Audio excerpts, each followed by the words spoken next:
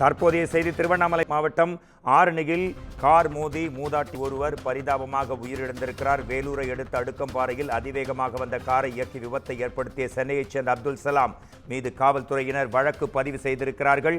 இது குறித்து நமது குமுதம் செய்தியாளர் மணிகண்டன் தரும் உடனடி தகவல்களை கேட்கலாம். மணிகண்டன், சோக சம்பவம், நெஞ்சை பதற வைக்கிறது அந்த காட்சிகள்.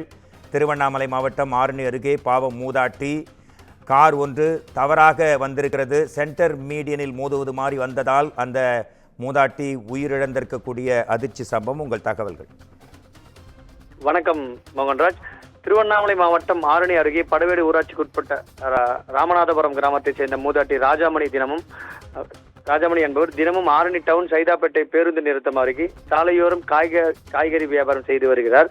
இந்நிலையில் நேற்று சாலையோரமாக வியாபாரம் செய்து வந்த அவர் ராஜாமணி சாலை எதிர்ப்புறமோ காய்கறி வியாபாரம் செய்யும் மற்ற வியாபாரியிடம் சில்லறை வாங்குவதற்காக சாலையை கடந்துள்ளார். அப்பொழுது அந்த வழியாக வந்த ஆறிலிருந்து போலூர் சென்ற கார் அதிவேகமாக மூதாட்டி ராஜாமணியின் மீது மோதியதால் மூதாட்டி ராஜாமணி தூக்கி வீசப்பட்டால் அதனுடைய காட்சிகள் வெளியாகி பெரும் பரபரப்பை ஏற்பட்டுள்ளது. மேலும் உடனடியாக அக்கப்பக்கத்தில் ராஜாமணியை மீட்டு ஆரணி அரசு மருத்துவமனையில் சிகிச்சைக்காக கொண்டு சென்றனர். அங்கு சிகிச்சை அளிக்க போதிய வசதி இல்லாததால் பின்னர் மேல் சிகிச்சைக்காக 108 ஆம்புலன்ஸ் மூலமாக வேலூர் அடுக்கம்பாறை மருத்துவக் கல்லூரிக்கு கொண்டு சென்றனர். திடீரென நேற்று இரவு ராஜாமணி சிகிச்சை பலனின்றி உயிரிழந்துள்ளார். இந்த சம்பவம் பெரும் சோகத்தை ஏற்படுத்தியுள்ளது. மேலும் இது சம்பந்தமாக ஆரணி நகர காவல் நிலைய போலீசார் கார் ஓட்டுநர் சென்னை மாதாவரம் பகுதியைச் சேர்ந்த அப்துல் சலாம் என்பவர் மீது வழக்கு பதிவு செய்து விசாரணை மேற்கொண்டு வருகின்றனர்.